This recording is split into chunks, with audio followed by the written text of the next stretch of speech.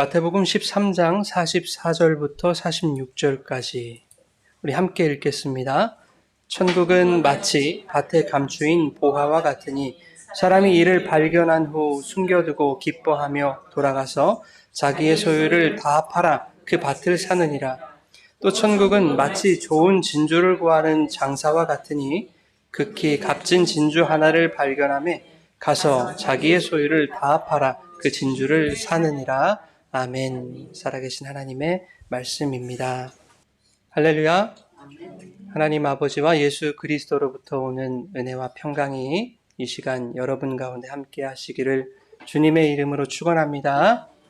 아멘. 오늘은 천국의 장사라는 제목으로 말씀을 나누겠습니다. 제가 한 2년 정도 전에 믿지는 장사라는 제목으로 동일한 맥락으로 말씀을 드렸는데 나중에 이제 화면에 링크가 걸릴진 모르겠습니다만은 여러분 한번 다시 들어보셔도 좋을 것 같습니다. 오늘 본문보다 더 많은 내용들을 집어넣어서 구체적으로 설명해 놨으니까 믿지는 장사라고 하는 설교를 꼭 들어보시면 다음 주 설교까지 여러분들 쉽게 그렇게 이해하실 수 있을 것 같습니다.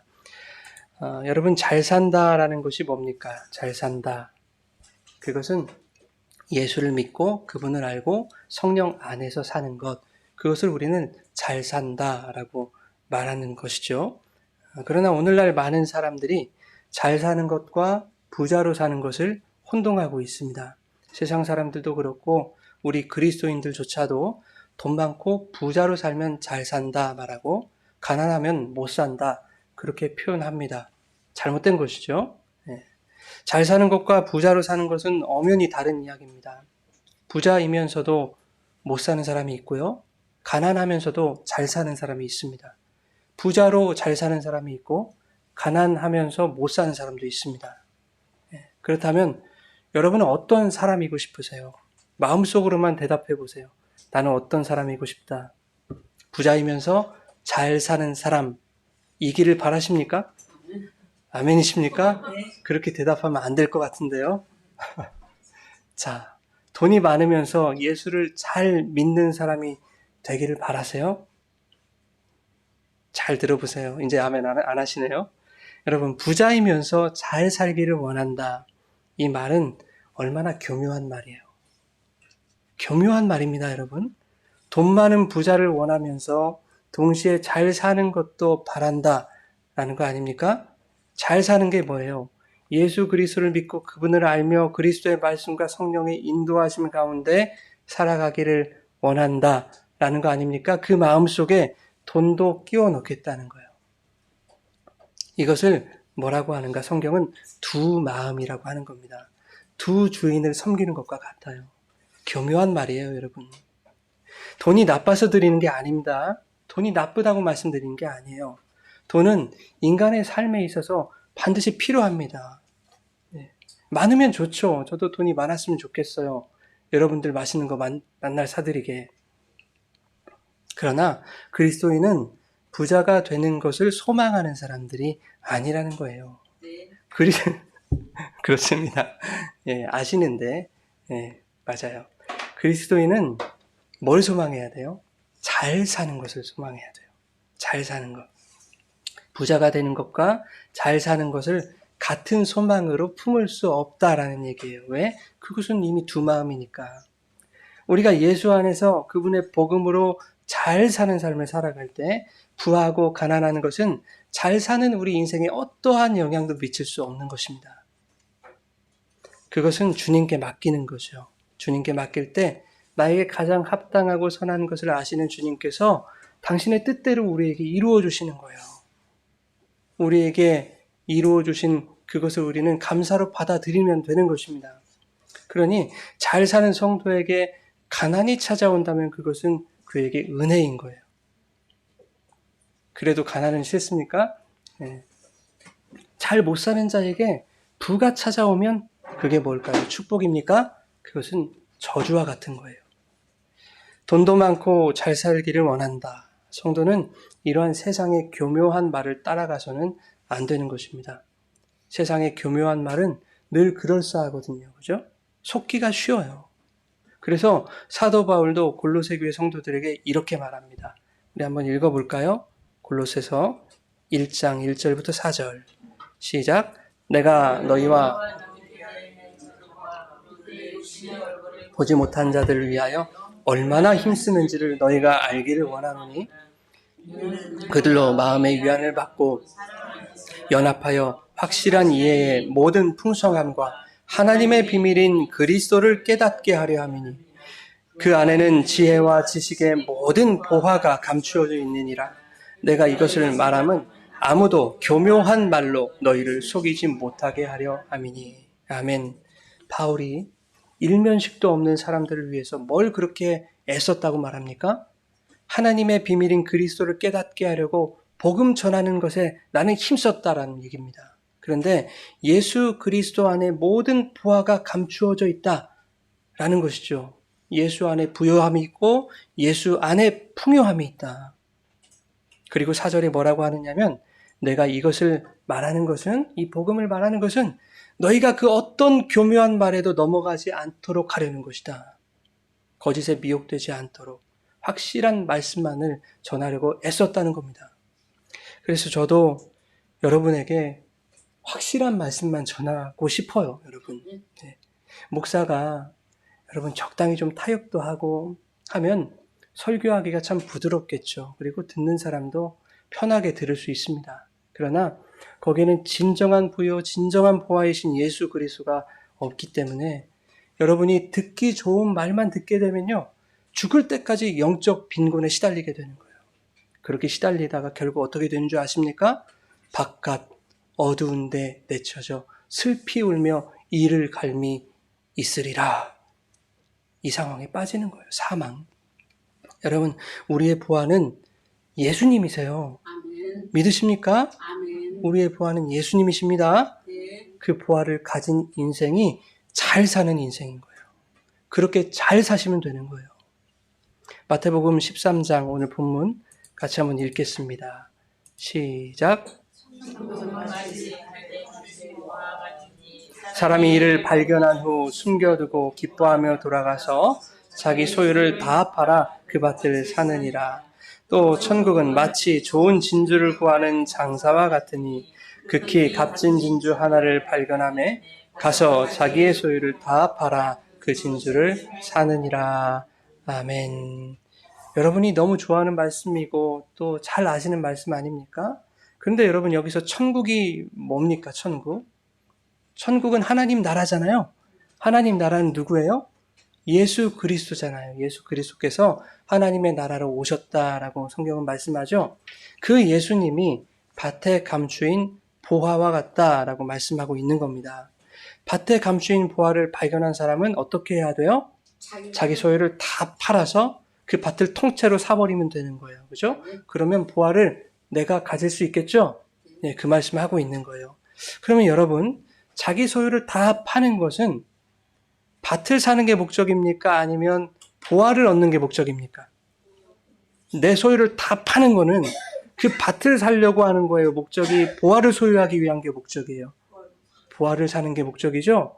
보화를 얻는 게 목적이란 말이에요. 그런데 이것을 어떻게 해석을 하느냐? 보화를 얻었더니 밭도 따라오더라. 이렇게 예수를 얻으면 재물도 따라온다고 하는 교묘한 말로 성도들을 미혹하는 사람들이 많더라 하는 거예요. 말씀의 의도를 전혀 생각하지 않는 거예요. 행간이 어떻고 말씀의 흐름과 맥락이 어떤지도 모르고 그 말씀 그 구절만 똑 띄어다가 이렇지 그러니까 이렇더라 라고 표피적으로 해석해버리는 거예요. 아전인수격으로.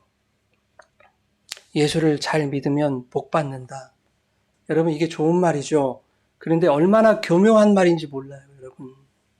예수님과 세상 복을 동시에 품는 것을 합리화시키는 말 아닙니까? 두 마음을 품고 두 주인을 섬기도록 조장하는 말 아닙니까? 우리가 팔복에서 뭘 배웠냐면 오랜 시간 구체적으로 살펴봤다고요. 뭘? 이 땅에 복으로 오신 분이 누구냐? 바로 그리스도 예수다 하는 것을 우리가 오랜 시간 팔복을 통해서 배웠어요. 팔복은 그 예수 그리스도로 무엇을 설명하는 말씀이었습니까? 그 복이신 예수 그리스도가 바로 천국이더라. 그걸 배웠어요. 100점. 그래서 팔복이 어떻게 시작해요? 천국으로 시작해서 천국으로 끝나고 있었죠? 심령이 가난한 자는 복이 있나니 천국이 그들의 것이고, 또 의에 줄이고 목마른 자, 아니 의를 위하여 박해를 받는 자는 복이 있나니 천국이 그들의 것이다. 그렇죠? 예. 그런데 심령이 가난한 자, 의를 위하여 박해받는 자 누구예요? 예수 그리스도라고 말씀드렸잖아요. 왜 심령이 가난해요? 죄인들을 바라보니 얼마나 가난한 심령이 돼요, 예수님이. 그래서 세상의 모든 불의와 손가락질에 맞서서 십자가에 달린 거 아닙니까? 의를 위해서 박해를 받으신 분 아닙니까? 그 예수님에게 천국이 있는 거예요. 근데 그 예수 안에 있는 우리들에게 또 천국이 주어졌다 하는 것이 바로 팔복 아닙니까? 여러분, 예수라는 복, 그 천국이라는 보화를 얻는 것이 진짜 잘 사는 인생, 부유한 인생인 줄 믿으시기 바랍니다. 근데 그 보화를 사기 위해서는 먼저 내 것을 다 팔아야 된다라고 말하고 있죠. 내 것을 팔아서 다른 가치를 얻는 것을 뭐라고 합니까, 여러분? 내 것을 팔아서 그것을 돈으로 얻거나 다른 것으로 교환하는 그 행위를 뭐라고 할까요? 장사라고 해요, 장사. 그죠? 네, 그래서 45절에 뭐라고 합니까? 천국은 마치 진주를 구하는 장사와 같더라. 이렇게 말씀하는 겁니다. 그 장사는 어떤 장사냐 봤더니 46절에 다시 설명하는 거예요. 자기 소유를 다 팔아서 사는 장사다. 이렇게 말하는 겁니다. 제가 무슨 말씀을 드리고 있는가 하면 잘 사는 인생을 성경이 무엇으로 설명하고 있다? 장사하는 것으로 설명하고 있더라 하는 거예요. 세상의 장사는 뭘 남기는 게 목적이에요? 돈을 남기는 게 목적입니다. 그런데 성경이 말하는 장사는 뭘 남기는 장사예요? 보화를 남기는 장사예요. 예수를 남기는 장사입니다. 바울이 빌립보서 3장 8절에 뭐라고 하냐면 내가 그를 위하여 모든 것을 잃어버리고 배설물로 여김은 뭐 때문에 그렇대요? 그리스도를, 예수를 얻기 위함이다. 자신의 모든 지식과 학벌, 가문과 배경, 신분과 지위를 다 팔아서라도 그 예수 그리스도를 얻을 수 있다면 내 모든 것이 똥값이 되어도 좋다. 그러니 바울이 하고 있는 이 장사는 비싼 돈 지불하고 부활을 사는 장사는 아니더란 말이에요. 그죠? 여러분이 다이아몬드를 사려면 비싼 돈을 지불해야 돼요. 보석을 사려면. 그런데 그리스도라는 부활을 얻기 위해서는 자기가 가진 모든 것을 배설물처럼 버리는 거예요. 그죠? 그러면 똥값으로 그리스도를 샀다는 얘기 아닙니까? 똥이 무슨 가치가 있어요. 그죠? 쓰레기가 무슨 가치가 있습니까? 무슨 값이 있어요. 똥 퍼달라고 돈 주고 똥 퍼달라고 하는데 이런 말 쓰지 말라 했는데. 그러니까 지금 거저 얻었다는 얘기를 하고 있는 거잖아요. 그죠? 이 말이 맞는 거예요. 거저 얻은 거예요. 이 보화는. 자, 이 장사는 인간 입장에서는 헐값에 얻는 장사더라 하는 것을 말하고 있는 거예요. 인간은 보화의 대가를 지불할 능력이 없다는 것을 말하고 있는 거예요. 그 사람이 가진 스펙이나 재능이나 학벌이나 어떤 배경, 이러한 것들로는 결코 그리스도를 살 수가 없더라. 오히려 내가 가진 것들이 무가치하다는 것을 깨닫고 그것을 쓰레기처럼 버릴 때, 배설물로 취급할 때 우리는 그리스도라는 보화를 거저 얻게 된다라고 하는 우리에게 대박나는 장사를 말하고 있는 거예요. 뭐가 손에 날 게 없지 않습니까? 가진 게 없는데. 그죠? 우리가 가진 것을 다 팔아봐야 그 배설물이라니까요. 쓰레기라니까요. 그거 버리고 보화를 얻었으면 그러면 누군가는 그 보화에 대한 대가를 제대로 치러야 되는 거 아닙니까? 우리는 치르지 못했으니 그래서 하나님이 자신의 아들 예수 그리스도로 그 대가를 지불하신 거예요. 아멘. 그리고 예수께서 자신의 피값으로 똥값밖에 안 되는 그 아무 가치도 없는 우리를 사신 겁니다. 다시 말해 성경이 말하는 장사는 우리가 가진 것으로 예수를 사는 것이 아니라 예수께서 자신의 피값으로 배설물 같은 우리를 사신 것, 그러한 장사를 말하고 있는 거예요. 그래서 에베소 2장 8절에 이렇게 말씀합니다. 같이 읽겠습니다. 너희는 그 은혜에 의하여 믿음으로 말미암아 구원을 받았으니 이것이 너희에게서 난 것이 아니요 하나님의 선물이라. 아멘. 우리가 뭔가를 가진 게 있어서 정당한 대가를 주고 산 것이 아니라 그리스도라는 부활을 얻은 것은 하나님이 값을 지불하여 은혜로 주신 선물이더라. 선물은 내가 돈 주고 나한테 사는 거 아니잖아요. 그렇죠? 다른 사람이 대가 지불하고 나에게 주는 것이 선물이잖아요. 그 선물이더라. 그런데 성경 우리에게 이러한 장사를 하라고 가르칩니다. 가진 게 개뿔도 없다면서요. 우리는 배설 물고 쓰레기인데, 그죠? 그런데 어떻게 장사를 하라는 말입니까? 아무것도 없는 자에게 장사를 하라니 이거 말이 안 된단 말이에요. 그런데도 우리에게 이 장사를 요구하신다면 그 장사는 누가 행하시겠다는 거예요? 예수님이, 주님이 하시겠다는 거예요. 너희는 숟가락만 얹어놔라. 아니, 숟가락도 내가 이미 다 얹어놨다. 마태복음 25장에 주인이 타국에 가는데 가기 전에 종들을 불러요. 종들을 부르잖아요. 그래서 불러다가 자기 소유를 맡깁니다. 자, 한번 읽어보실까요? 마태복음 25장 14절 시작. 또 어떤 사람이 타국에 갈 때 그 종들을 불러 자기 소유를 맡김과 같으니. 예, 여러분 주인이 누구의 소유를 맡겼다고 해요? 지금? 주인의 소유, 자기 소유를 맡겼대요. 종들은 소유라는 게 없는 자들이잖아요. 그죠? 그런데 그 종들이 주인이 맡긴 그 소유, 주인의 돈으로 뭘 하는가 하면, 자, 장사. 마태복음 25장 16절, 18절 읽겠습니다. 5달란트 받은 자는 바로 가서 그것으로 장사하여 그같이 하여 또 2달란트를 남겼으되 1달란트 받은 자는 가서 땅을 파고 그 주인의 돈을 감추어 두었더니. 예, 주인이 맡긴 소유로 종들이 지금 장사를 하죠. 예, 누구 달란트로? 예, 주인 달란트로, 주인 돈으로. 누가복음 19장에 문화의 비유가 나오잖아요. 문화의 비유를 보면은 주인이 떠나면서 야 이거 가지고 장사해라 명령하고 떠난다고요. 예, 달란트든 문화든 그거 가지고 너희들 장사해야 돼 라고 넘겨준 것입니다.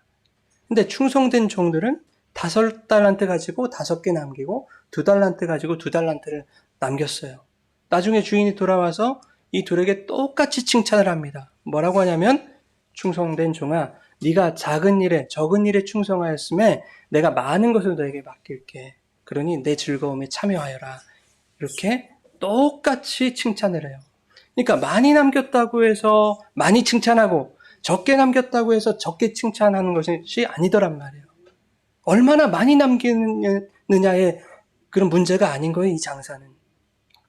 2달란트 남긴 종이 5달란트 남긴 종보다 상대적으로 적은 금액을 남기기는 했어요.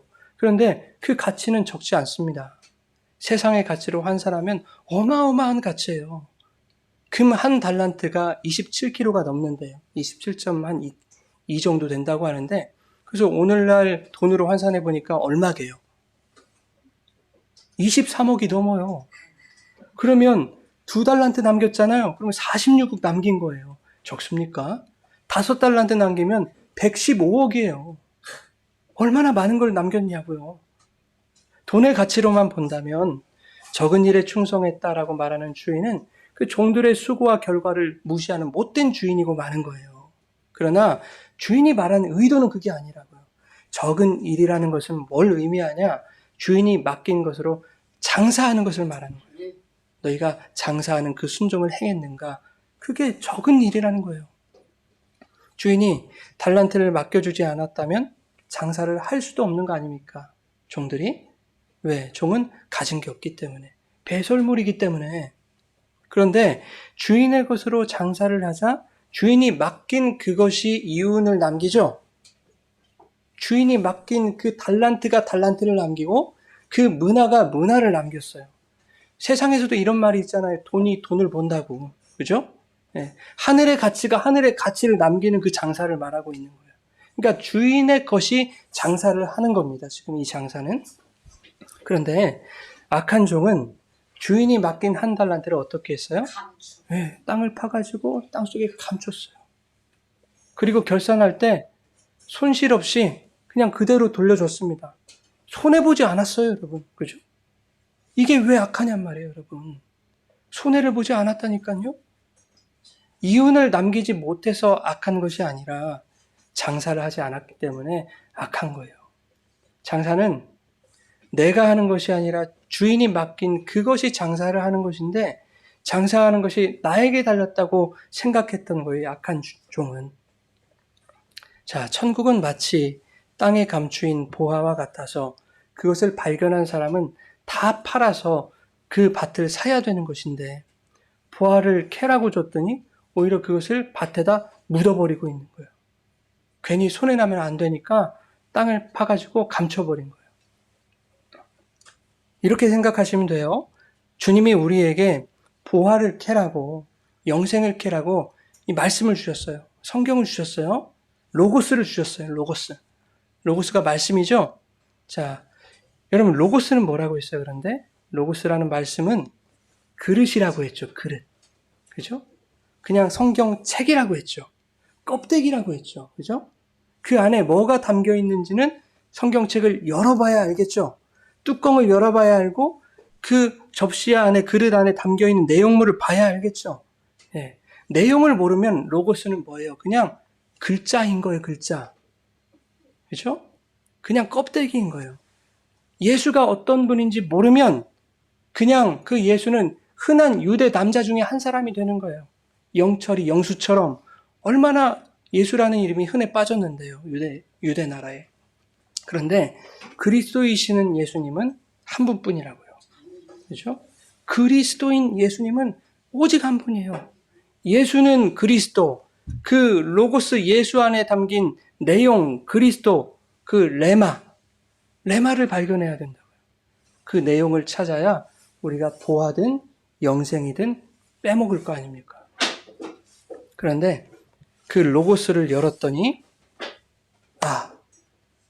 말씀을 열었더니 나는 아무것도 아니었구나. 나는 가진 것도 없는 존재였구나. 나는 먼지만도 못한 존재였구나. 나는 죄인이었구나. 나는 배설물 같은 존재였구나. 그런 존재를 아들의 피로 사셔서 영생을 선물해 주신 것이구나. 로고스의 내용은 그리스도의 십자가 대속을 통한 하나님의 사랑이었던 것이구나. 이것을 깨닫게 되면 그것이 내 소유를 다 파는 행위란 말이에요, 여러분. 애초에 내가 가진 것이 없어요. 그런데 가진 것이 없는 자들이 나라고 하는 자아를 움켜쥐고 있으면 그게 얼마나 웃긴 거예요. 그런데 이거 아니구나. 다 버려야 되는 거구나. 이것을 깨닫게 되면 자기가 탈탈 털리는 거죠. 내 못된 자아가 탈탈 털리면 그것을 자기 부인이라고 하는 거예요. 자기를 부인하고 나를 따르라고 말씀하셨잖아요. 이렇게 로고스라는 말씀이 레마라는 진리를 남기는 거예요. 이 땅에 로고스로 오신 예수님이 우리 안에서 장사하심으로 우리 안에 그리스도를 남기시는 거예요. 너희들이 지금 예수 보고 있지? 근데 그 예수의 내용이 그리스도야, 메시아, 너를 위해 십자가를 지신 그 메시아야. 그 내용을 우리에게 남기시는 거예요. 그 내용을 알아야 영생을 얻는다. 죄와 사망의 법인 율법이 우리 안에 들어와서 율법으로 끝나면 어떻게 돼요? 죽는 것입니다. 그런데 생명의 성령의 법인 복음을 남기는 거예요. 우리 안에. 이것이 바로 주인이 맡긴 달란트가 달란트를 남기고 문화가 문화를 남기는 그 장사입니다. 돈이 돈을 남기고 주인이 주인을 남기는 장사. 그런데 교회를 다니면서도 복음의 내용에는 관심이 없는 사람들이 이 세상에 너무나 많아요. 그냥 예수 믿으면 구원받는데 복도 받는데 야 교회 다니면 천국 간대더라야. 이렇게 이런 껍데기 종교심을 신앙의 진리로 여기고 그것을 마음밭에 고이 묻어둔단 말이에요. 이것이 내 보아야 하고 그러면 그가 바로 어떤 사람이에요. 땅 파서 주인의 돈을 감춘 악하고 무익한 종이더라 하는 말입니다. 결국 껍데기 로고스만 남는 거예요. 그에게는 율법만 남는 거예요. 그래서 율법의 정죄를 받게 됩니다. 죄의 삭슨 사망이다. 악하고 무익한 종아 바깥 어두운 데 내쳐져 슬피 울며 이를 감히 있을지어다. 누가복음 18장에서 부자 청년이 예수님께 물어요. 선생님, 무엇을 해야 영생을 얻을 수 있습니까? 계명 지켜라. 말씀 지켜야지. 예, 그건 어려서부터 다 지켰습니다. 그래? 근데 너한테 한 가지 부족한 점이 있더구나. 내게 있는 것을 다 팔아서 가난한 자에게 나눠줘라. 그래야 하늘의 보화가 너에게 주어질 거야. 영생이 주어질 거야. 자, 여러분. 지금 주님이 부자 청년에게 어떤 장사를 가르쳐 주고 계시는 거예요. 지금 자신의 소유를 다 팔아서 하늘의 보화, 그 영생을 사는 장사에 대해서 예수님 지금 말씀하고 있는 거거든요. 그런데 인간이 그게 되냔 말이에요. 내 것을 다 팔아서 가난한 자에게 다 나눠줘요? 인간은 그게 안 된단 말이에요. 그래서 부자 청년이 근심하고 돌아갔던 겁니다. 부자 청년을 욕할 게 아니에요. 그래서 그게 우리의 모습이란 얘기예요. 그런데 그 말씀의 내용을 깨닫지 못했기 때문에 근심하고 돌아갔던 거예요. 여러분, 이게 주님이 말씀하신 거라는 걸 기억하세요. 자기 소유를 다 팔아서 가난한 자에게 나눠줘야 하늘의 보화 영생을 얻는다. 주님이 말씀하신 거거든요. 그러면 우리는 어떻게 해야 돼요? 우리는 천국 가려면 우리가 가진 거 이미 다 팔았어야 되는 거 아닙니까? 지금 알거지가 되어 있겠네요? 근데 누가 그러고 있냐고요, 지금. 그러지 않잖아요. 어떤 사람들은 에이, 이거 비유적으로 말씀한 것이지. 비유라고 말씀하지 않으셨습니다. 주님은 비유로 말씀하실 때는 비유로 말씀하신다고 얘기하시는 분이세요. 인간은 자기 재물을 다 팔아서 나눠줄 수 없어요. 하다못해 오늘 먹을 양식값 정도라도 남겨두겠죠, 인간은. 아무리 착한 사람도. 너희들 가진 거 다 팔아서 나눠야 영생 얻는다 라고 말씀하셨을 때 그 말씀의 내용이 뭔지 그 레마로 알아듣고 레마로 깨닫는 사람들은 이렇게 반응을 하는 거예요. 주님, 그것은 제 능력으로 불가능한 거 아닙니까? 저는 가진 것을 다 팔아서 나눌 수 없는 그런 배설물과 같은 존재 아닙니까? 영생은 저의 어떤 행함에 달려있는 것이 아니라 주님께 달려있는 거 아닙니까? 그러니 이 연약한 죄인을 붙들어 주십시오. 나를 주님이 구원해 주십시오. 이렇게 연약하고 죄된 자신의 실체가 탈탈 털리는 것이 그의 소유를 다 파는 행위다 라는 것을 예수님이 가르쳐주고 계시는 거예요. 근데 부자 청년은 그걸 모른 겁니다. 주님의 말씀을 곧대로 들은 거예요. 아, 그렇구나. 이걸 다 팔아야 되는 것이구나. 그냥 로고스로 들은 거예요.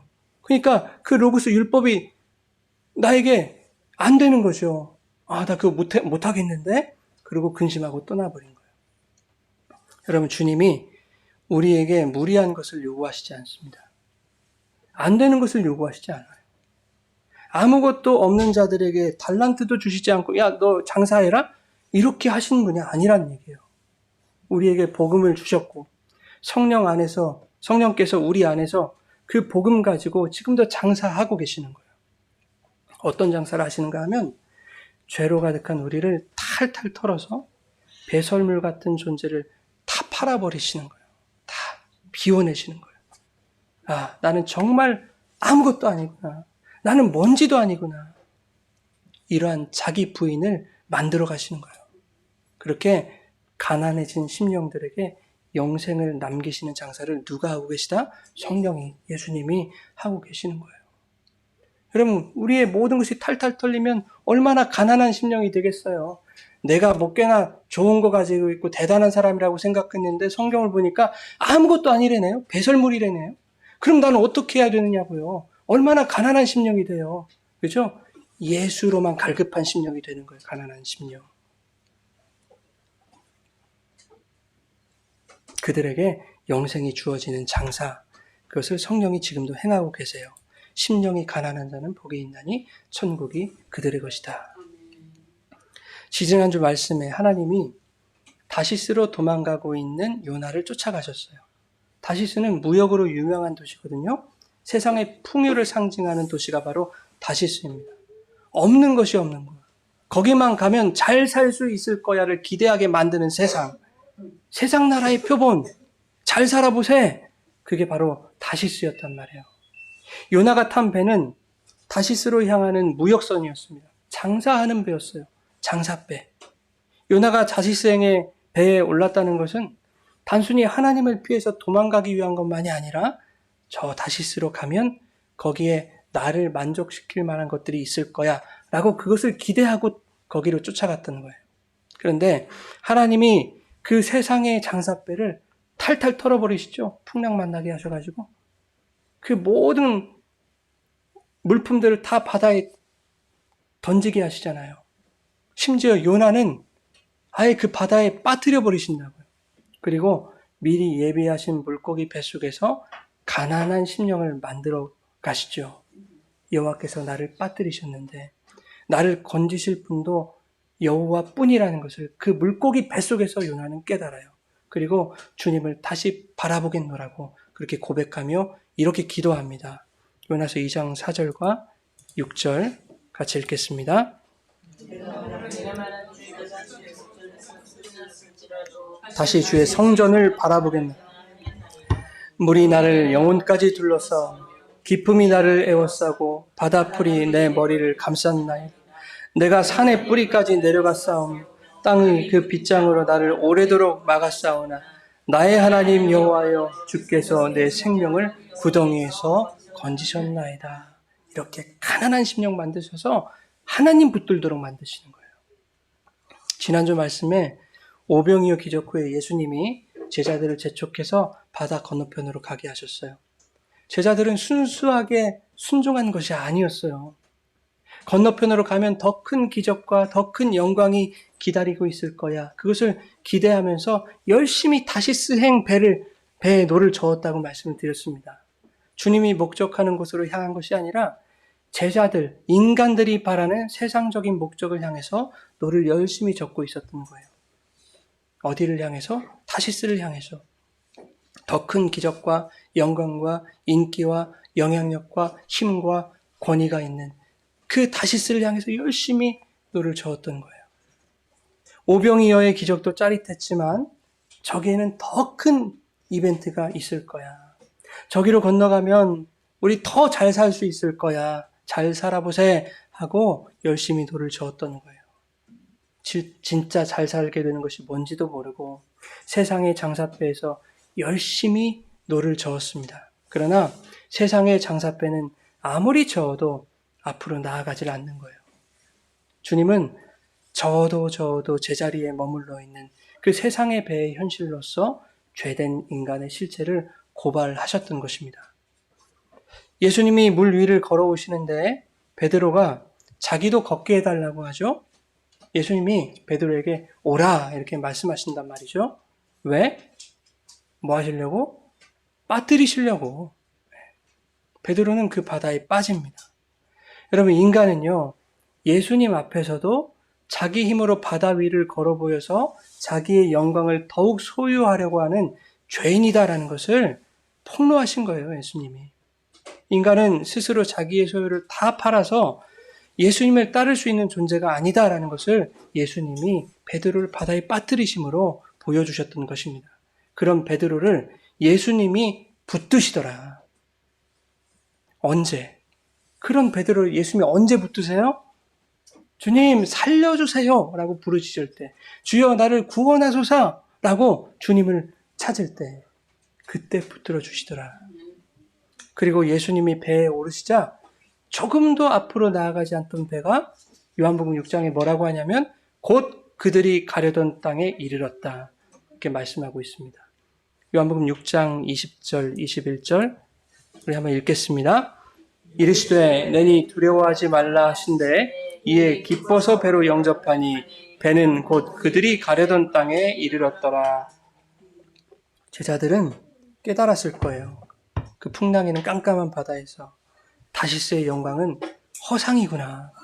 세상의 가치로 잘 살아보자는 것은 애초에 인간으로서 그것은 불가능한 것이었구나. 우리는 이제 이 바다에 빠져 죽게 되는 것이구나. 이것을 깨달았을 거예요. 그런데 물 위로 주님이 걸어오시는 것입니다. 얼마나 기뻤겠습니까, 여러분? 주님이 그 바다 위를 걸어오시는데 그냥 걸어오시는 것은 아닐 거 아닙니까? 그죠? 네. 제자들은 예수님을 붙들 수밖에 없는 상황이 된 거예요. 그렇게 주님을 배로 영접하자 그 즉시 가려던 땅에 도착한 겁니다. 근데 그 땅이 어떤 땅이에요? 다시스가 아니라 예수님이 건너가라고 하셨던 땅. 예, 그 땅은 예수님이 배에 오르셔야만 건너갈 수 있는 땅인 거예요. 세상의 장사를 위해 항해하는 다시생 배에 예수님이 오르시고 예수님이 항해의 주인이 되시자 그들이 탄 배가 천국의 장사배가 돼서 주님이 목적하시는 곳으로 향하게 되더라 하는 것입니다. 아니, 향하게 되는 것이 아니라 영접하니까 그냥 곧 도착해버린 거예요. 이 말씀이에요. 요한복음 5장 24절. 같이 읽겠습니다. 진실로 진실로 너희에게 이르노니 심판에 이르지 아니하느니 사망에서 생명으로 옮겼느니라. 예수님 믿으면요, 예수님 영접하면 사망에서 생명으로 옮겨져 가는 게 아니고요, 옮겼느니라요. 옮겼느니라. 그죠? 곧 그들이 가려던 땅에 이르렀더라요. 영접하는 그 즉시 사망에서 생명으로 옮겨지는 이 마법 같은 일이 저와 여러분에게 일어난 거예요, 여러분. 가진 것도 없는 자들이 굴러들어온 예수를 붙잡았더니 대박나는 장사를 하게 된 거예요. 이것이 주님이 하시는 천국의 장사란 말입니다. 성경이 우리에게 그 장사를 하라고 말씀하고 있는 것은 주님이 우리를 찾아오셔서 우리 안에 배설물 같은 육적 소유들을 탈탈 털어버리시고 우리 안에서 영생과 천국만을 남기실 수 있도록 자기를 부인하고 오직 주님을 의지하라는 말씀인 거예요.